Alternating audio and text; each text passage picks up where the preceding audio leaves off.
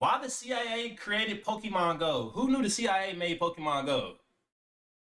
Yo, it's some shit going on in this country that we don't know about. But look, the CIA created Pokemon Go, but you'll say some crazy conspiracy, and they'll be like, "Oh, you crazy? Who knew the CIA created Pokemon Go?" Y'all remember how crazy Pokemon Go had people going? I was walking places for Pokemon Go at one point. That's how you know it was CIA made. Look at my walking to catch a Pokemon for it.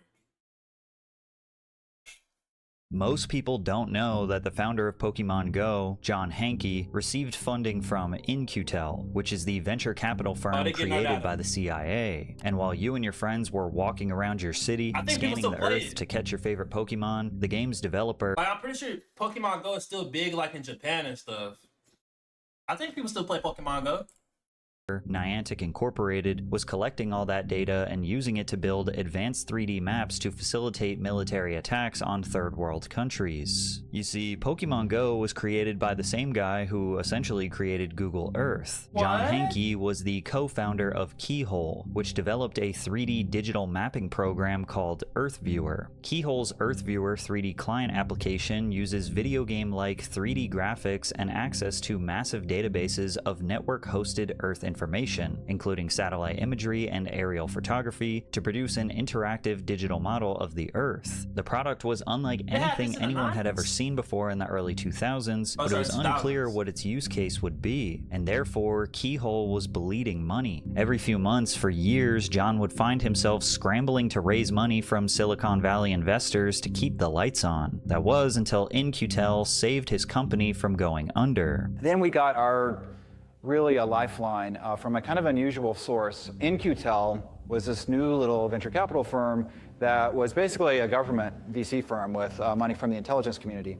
So that was one of the few funds in the Valley that was doing real business, and they were making a lot of investments at the time. This was in the kind of post 9/11 security ramp up period. And so they found out about our technology and invested a few $1 million in the company. Thanks to In-Q-Tel's funding, Keyhole was supplying technology to troops in Iraq and the Pentagon, and they ultimately became a profitable company due to the massive amount of government contracts rolling in. Shortly after, Keyhole was acquired by Google in 2004, and they turned this technology into what we now know as Google Earth. After Google's acquisition, John Hanke became the vice president of product management for the company's Geo division, where he oversaw products like Google Earth and Maps. Google Earth was revolutionary because it gave everyone access to detailed satellite imagery of nearly the entire planet from a home computer. You could explore unfamiliar cities, inspect neighborhoods before moving, and plan trips, but they quickly realized it was far more powerful. They had GPS back then, but they was still, you have to use the map still. Like, you have to use the physical map. When did GPS drop? Is this when the GPS dropped? Than that, humanitarian organizations began using it to coordinate disaster relief. Scientists monitored deforestation and climate change. Archaeologists used it to discover previously unknown ruins. Journalists investigated war zones, and governments used it because it was better than anything they had access to. The product ended up being used in ways that we never anticipated. I guess I'll just say it that way. When Katrina happened in New Orleans, the Coast Guard was using Google Earth and Craigslist to basically find where people were trapped and send helicopters in to rescue them. Kind of crazy. You would think, well, the government, they've got lots of sophisticated software, but as it turns out, web software that's available, that already has the data in it, it's ready, easy to use,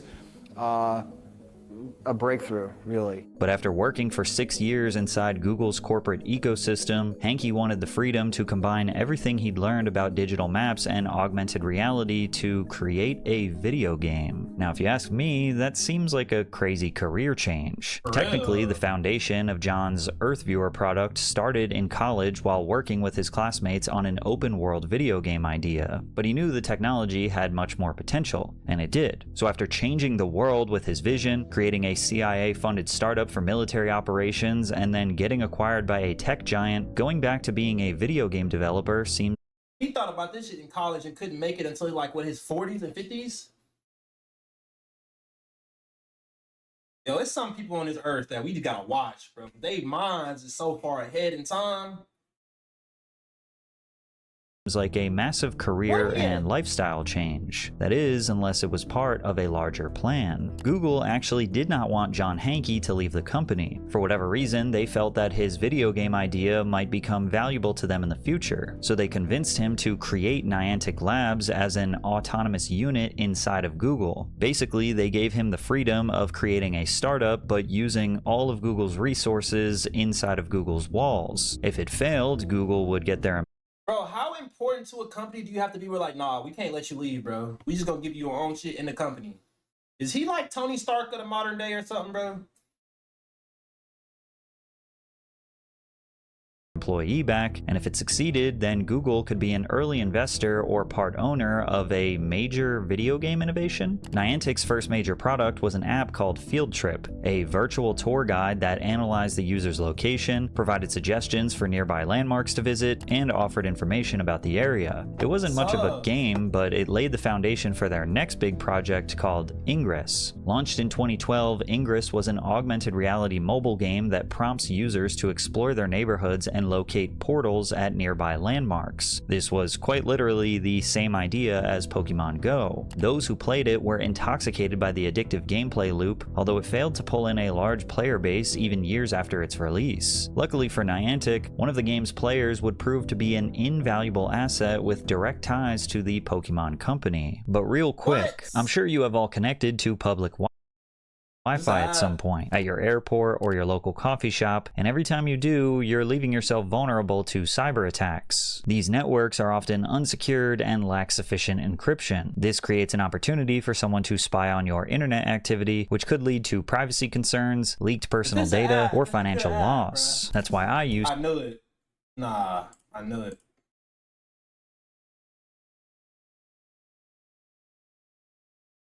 Surfshark, a Japanese Google Maps engineer now with a 30-day money-back guarantee. Thanks, Surfshark. A Japanese Google Maps engineer named Tatsuo Nomura pitched the idea of placing Pokemon inside of Google Maps as an April Fool's joke. He traveled to Japan and got direct permission from the Pokemon company to implement the feature. John Hanke asked Nomura to show the Pokemon company's executive board the Ingress game. Little did they know that the president of the Pokemon company was already a massive fan of the game, and because of this, Niantic was able to secure a partnership with Nintendo and create Pokémon Go. They launched the game on July 6, 2016, but they never could have anticipated the chaos. Bro, Pokemon Go came out in 2016? 2016 was one of them years, bro.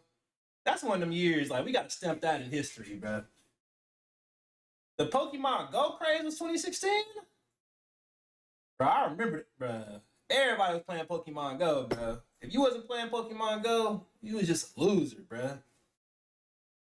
That would come next. In just 2 months after its release, the app was downloaded over 500 million times and an estimated 21 million players logged in every single day on average. Not only had it surpassed the success of mobile games like Candy Crush or Clash Royale, but it was pulling in more engagement than websites like Twitter and Facebook. The concept was simple. You walked around your neighborhood and searched for virtual Pokemon. When you found one, the game used your phone's camera to make it look like the Pokemon was right in front of you, and you used Pokeballs to catch them and add them to your collection. The game incentivized users to explore the world around them, offering various digital Pokestops at notable locations or landmarks. These Pokestops served as a hub to collect in-game items and use special lures to attract more Pokemon. This also included Pokemon gyms. Players selected from one of 3 teams. Yeah, I ain't gonna lie, bro. I remember playing Pokemon Go. I figured out how far the closest gym was, and I was like, I'm deleting this. I'm not walking all the way over there.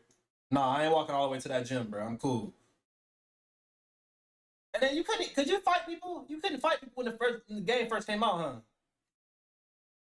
And would compete with rival Pokemon hunters to control areas to earn Pokecoins and buy upgrades. Pokemon Go wasn't just another mobile video game. It transformed your local neighborhood into a fantasy world. This is why it became a cultural phenomenon almost instantly. Public parks were overflowing with players searching for rare Pokemon, restaurants and stores used nearby Pokestops to advertise their businesses, and content creators were racking up millions of views just by playing the game. The game skyrocketed into mainstream pop culture, becoming a topic of discussion on late-night television shows, and was infamously referenced by Hillary Clinton during her 2016 presidential campaign. I don't know who created Pokemon Go,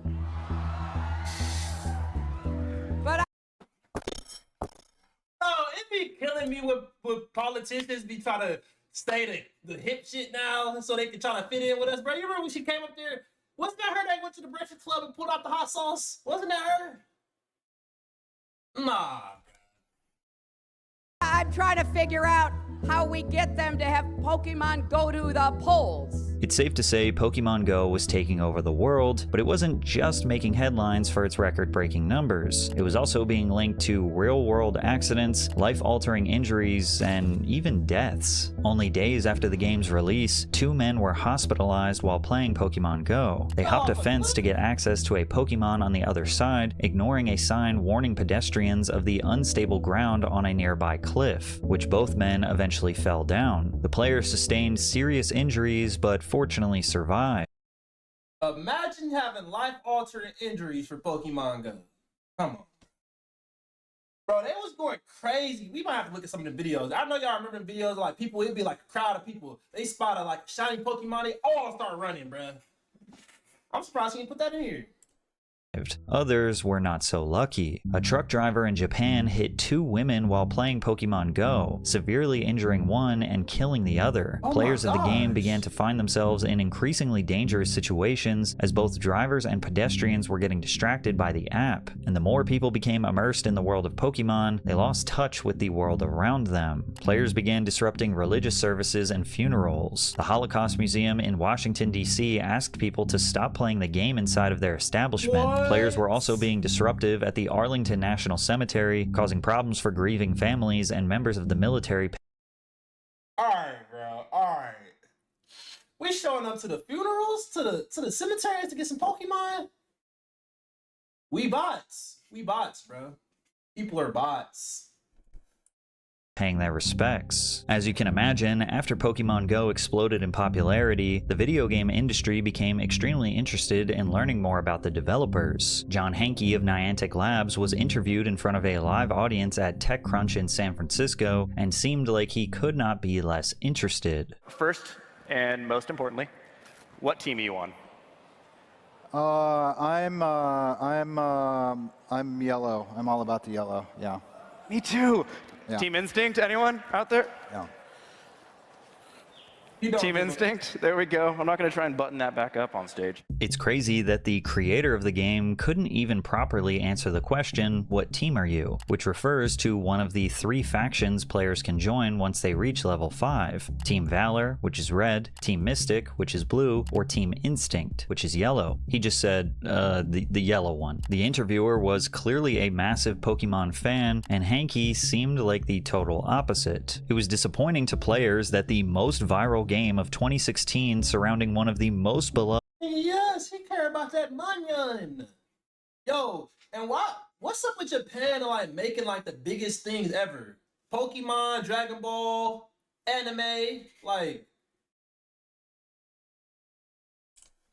IPs of all time was being spearheaded by a boring corporate suit. But what was particularly interesting was his insights on working with governments before they launched the game in different countries. So we're still in the rollout phase of the game. Do you know what the next rollout country is going to be? I have a pretty good idea, but it is pending getting things squared away on the government relations side and getting everything prepared, so I can't say right now. It has been interesting that we didn't really anticipate the level to which it would attract interest from government people and policy people and things like that, but that's become part of the dialogue at this point, so we're getting more well-versed in those skills. Now, we don't really know what interests governments had with the game. Now, I'd imagine governments had obvious concerns, like tens of thousands of people gathering in parks, people blindly walking into traffic, etc. But Hanke didn't use the word concerns. He said interests. Another thing to note was that South Korea refused to let Google export its detailed government map data to foreign servers out of fear that it could expose military bases and other sensitive locations to North Korea, which made Pokemon Go nearly impossible to launch across most of South Korea. China also heavily regulates foreign access to geographic data and blocked Google Maps entirely because it considers detailed mapping a matter of national security. In other words, while most Nah, what y'all hide? See, that'll make me want to know what y'all got over there more. Why y'all hiding stuff? What y'all got? Most players saw Pokémon Go as a harmless mobile game. Entire governments were already treating the data underneath it like a potentially dangerous military asset. The question is, did Niantic Labs know that they were wielding a dangerous military asset? Well, there was this one controversy that came up where iPhone users discovered that signing in through Google gave Niantic full access to their accounts. Per Google's own description, this meant access to both view and modify anything in the account. To many, they believed that this meant unfiltered access to their images, videos, and emails. See, this part of the reason why when I sign up for stuff, I don't sign up with Google, bro. I just sign up with the email. This part of the reason right here. What y'all doing with my data, bro? Although it wasn't that simple. Niantic stated that it only had access to the user's IDs and email addresses, and Google personally verified that no additional information was given to the company. So since Niantic couldn't steal the data just by someone making an account, they had to trick users into giving it up for free. And what resulted was one of the most ambitious geospatial data collection projects ever hidden behind a mobile game, one whose technology would later facilitate devastating military operations. 4 years after the game's release, Niantic introduced an interesting new feature: AR mapping tasks. Pokestops marked by notable landmarks would now offer users rewards if they completed AR scanning prompts. These required players to scan the surrounding area with their phone's camera for about 20 to 30 seconds. Interesting that this feature was not available for children's accounts. From the player's perspective, the feature was relatively harmless. They had already become accustomed to Pokémon Go tracking their location and having access to their cameras, so when Niantic offered free rewards with the promise of game improvements, players were eager to take part. Niantic claimed that the data collected would inform the game's engine to understand the depth and complexity of the real world. This would make for a way more immersive experience, in which virtual objects could seamlessly integrate with the world around them. In hindsight, it seems like an evil genius plan. The man who created Google Earth and worked directly with the CIA and international intelligence organizations was getting people to voluntarily 3D scan the world around them while they think they're just helping Niantic make a— Bro, this shit got me thinking like, bro, everything is a catch, bro. Like, everything in America comes at a cost, bro. Holy shit. This shit is just weak. We can't even play Pokemon Go without the CIA spying on us? better Pokemon game. These scans would help develop a much larger technology called Lightship VPS, which stands for Visual Positioning System. The satellite-based technology of GPS was useful, but not optimized for the best augmented reality experience. For example, it might be able to tell you that you're near a statue, but it's typically incapable of understanding where you are relative to the landmark, whether you are behind it or in front of it, if you are 3 feet away or 30 feet away. This information isn't important when getting general directions for a road trip, but when it comes to making accurate drone strikes on enemy base camps without harming innocent civilians, it can make a massive difference. When players scanned a landmark, they recorded more than just a video. It tracked the latitude, longitude, and altitude of the user's device. It also utilized the phone's accelerometer and gyroscope, allowing the system to consider the phone's position and orientation. Considering all of this data, the scans could be used to make reliable inferences about the user's distance from both the landmark itself and the surrounding environment. Every scan submitted was unique, taken at different angles, positions, and distances. Each video was divided into approximately 300 individual images, all of which were pieced together with other scans to create a full 3D digital map of the area. Essentially, Niantic was creating the world's largest, most detailed 3D scan of the entire world, and Pokemon Go players were helping for the most innocent intentions. VPS could compare the player's live footage against this virtual world to determine the player's exact location, which helped influence where objects and Pokemon would be anchored within the real world. Think about how NPCs in Grand Theft Auto sometimes mindlessly walk around with no intention or logic applied to them. Pokemon Go was similar initially, but with this new technology, the Pokemon could now be programmed to interact with their surroundings. Instead of being mindlessly placed on the ground, they would be able to hide behind the landmarks or even climb on top of them. Put simply, the goal of this technology was to make a near perfect replica of the world the way that humans would experience it, so that the Pokemon in the game could literally interact with the world the same way a human might. And players were willing to sacrifice 30 seconds of their day if it meant free rewards and a better experience down the line. And by November of 2022, Niantic revealed that they had developed more than 120,000 digital maps of various locations throughout the globe. But technology this powerful would be wasted if it were only used for Pokemon Go, and Niantic understood this deeply. While they stated their goal was always to... They sold it to the government, huh? Sold it to the government for that profit. Bro, we are really getting surveilled every day, 24/7 in America, bro. We got the flock camera, we getting tracked by Pokemon Go, the Uber Eats, the TV, everything spying on us, bro. Give people tools to become 21st century explorers, it felt like they were leaving a massive opportunity on the table. But VPS also had a major limitation. The system was only able to recognize information it had already been given. If a landmark had only been scanned from the front, the model would not be as effective when used from behind. And if it had received no prior information on a landmark, there was nothing the model could work with to provide an immersive experience. They had now gathered enough data for 1 million different waypoint locations to have full VPS integrations, but there were still millions of locations that had not been fully scanned. Niantic sought to fix this issue with their large geospatial model announced in 2024. The goal was to take all of the combined data they had collected and use AI to make inferred guesses about partially unscanned locations. Niantic uses a church as an example. If players had only scanned the front of a particular church, the VPS technology might be unable to recognize footage taken from behind, but the large geospatial model could infer based on thousands of other churches that had been fully scanned and make an educated prediction about what the back of that specific church would actually look like. Humans have the ability to... This shit don't sound scary. This shit sounds scary. But we can't do nothing though.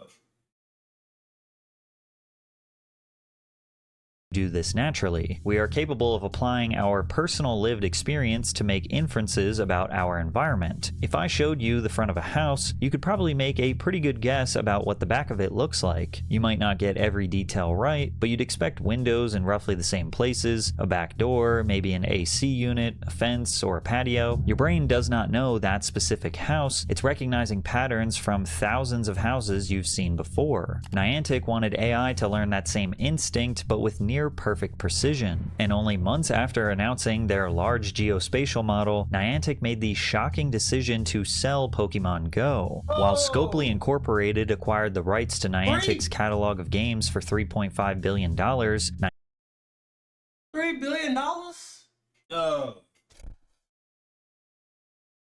$3 billion, bro? Niantic retained all of the data, research, and technology they had been developing over the last decade, which includes their VPS and geospatial models. In other words, they kept their most valuable IP, sold the rest of their got the data, and were ready to move on, leaving Pokemon in the dust, which to some makes it seem like they never cared about Pokemon in the first place, and it didn't. They just use Pokemon because they know people mess with Pokemon. They was like, oh, we can use Pokemon to get their data? We're going to throw some Pokemon up in here. And it made kind of sense. Because in Pokemon, you just walk around catching. it was all a part of a bigger operation. The company shifted its focus away from video game development, and under the leadership of John Hanke, began working on Niantic Spatial. The company made it clear this technology had far more potential than improving augmented reality experiences. It had the ability to help both humans and machines to understand the world and navigate it. Instead of figuring out where to spawn Pokemon, the technology could be used to train a robot or AI-powered vehicles to determine their locations without the use of GPS. Like, you know how outside of your town, you don't really know where you're going or where you are, but thankfully you have access to GPS on your phone. Well, they're working on a technology for machines, robots, or vehicles that would essentially install a perfect one-to-one understanding of the entire world. So you could theorize. Bro, I'm telling you, bro, we get closer and closer to our robot every day. I'm telling you, bro. How far do you really think we are away from like robots just casually walking around, bro? Police robots, firefighter robots, Bus driver robots. I'm telling you, bro, the future finna get scary. Hopefully we gone by then. Hopefully I'm not here by then. Theoretically place it anywhere and it'll know exactly where it is and exactly how to get where it needs to go in the fastest way possible. And initially, this tool was being marketed as something that could enhance manufacturing, warehousing, logistics, construction, tourism, entertainment, and education. Like a warehouse worker could use the VPS technology to navigate the facility and streamline the process of conducting inventory management instead of just like... Bad enough I be seeing 2 Whammos back to back at the light and no one in it. Bro, I've never been in a Whammo. Would you get in one? I'm getting in the Whammo, bro. I'm gonna get in one. I'm not gonna lie. I'm gonna get in one just to try it, bro. Like, I gotta see what it's about. And I'm gonna make it go on the highway. Walking around the building and understanding where things are and where they need to go. But Niantic was also getting involved in areas that most might not have expected. This became clear when Niantic Spatial announced it was teaming up with a company called Vanter in December of 2025. While Niantic had its roots in the gaming industry, Vanter had always been a part of the intelligence and defense sectors. They are best known for creating mapping systems used by military commanders and soldiers to analyze the battlefield and coordinate. This partnership Whammos be driving through police standoffs. Yo, imagine you in the Whammo and you just get put right in the middle of a shootout. They bulletproof? And I know they're not bulletproof. may seem bizarre on the surface, but it was actually a perfect match. Vanter had developed a visual positioning system called Raptor. Similar to VPS, Raptor was capable of determining its location by analyzing its environment and making inferences. When a drone became disconnected from GPS signal, it could utilize Raptor to assess the roads, buildings, and hills to figure out its position relative to Vanter's own personal map. However, the technology was relatively limited as it gathered data from airborne drone footage, meaning its pool of data was limited to the sky. This is where the partnership really starts to make sense. VPS system did everything Raptor did, but on the ground floor. Specifically, it gave the same tools to both troops on the ground as well as AI-controlled robots and vehicles. With Vanter in the sky and Niantic on the ground, the two companies hope to create a shared... Yeah, when Niantic on the ground and Vanter in the sky, we a surveillance state. They watching everything we do, and some of y'all think that shit fine? You think that's fine? They can spy on us 24/7? Oh, as long as you're not doing anything, shut your... I hate people who say that bullshit, bruh. You fucking bootlicking... Yo... digital map that can be used by drones, vehicles, and people with or without the use of GPS to stay connected. Was Niantic developing weapons or making decisions in regards to active combat? No, but they were playing a role that is arguably just as important. They were helping AI-powered drones understand where they were and help them stay coordinated with personnel on the ground. Technology originally marketed as a way to make your Pokemon catching experience more immersive was now helping drones, vehicles, and soldiers coordinate on the battlefield. Niantic has continued to become a more prominent part of the defense sector. Recently, the visual positioning system received awardable status through a federal marketplace, TradeWind Solutions, meaning that government agencies were able to negotiate deals and purchase the technology for their own use. And taking a look at Niantic Spatial's website, they appear to have struck deals. Oh, they getting that bag. With the United States Coast Guard and the Air Force. So this isn't some kind of crazy conspiracy theory. The data they gathered through Pokemon Go was used to develop mapping technology that is literally being used by the military. I'm not sure how many Pokemon Go players who agreed to participate in AR scanning would have done so knowing that this was going to be used for the military, which is why now... How do this play into the flock cameras, bruh? I know it plays into the flock. We are living in real life watchdogs, bro. They probably can see you on the camera, profile you. They probably can see your bank accounts. They probably can see how much money you owe. Nah, bro, it's scary. Tons of players feel like they were straight up lied to. When Niantic first introduced the AR scanning feature, the company was transparent about their intentions to an extent. It told players that these scans would be used to create a better gaming experience. They probably can see you on the camera and they already know what your favorite category is when you goon, bro. Think about that. They know what you like. They know the freaky shit you like. I'm not with the government knowing what freaky stuff I like, bro. And while they did make it clear that this data would be used in apps outside of Pokemon Go, I'm not sure if anyone expected military defense applications, which is why it seems as though this was always the purpose of creating this technology. When you think about it, Niantic was never really a game developer. They have always been a mapping company. Think about their origins. John Hankey's first business, Keyhole, had direct ties to the CIA, and he later went on to work a high-value job in Google's Geo division. He always has been aware of the massive price tag governments are willing to place on data, and with Pokemon Go, Niantic had access to information that wasn't available. Do he look like he don't even look trustworthy for real, bro? Look at him, bro. Available anywhere else. Pokemon Go was meant to be a family-friendly experience. It drew players in with the promise of getting to be fully immersed into a core part of their childhood in a way they never could before. It was also a defining part of many of Gen Z's childhoods. But the dark reality is that if Pokemon Go proved anything, there's some kids walking around, their first Pokemon experience was Pokemon Go. Yo, I ain't gonna lie, like 2 more years I'm finna be the hating old head. I'm not taking nobody serious who first Pokemon was Pokemon Go. it's that you were never actually playing a game. The game was playing you. And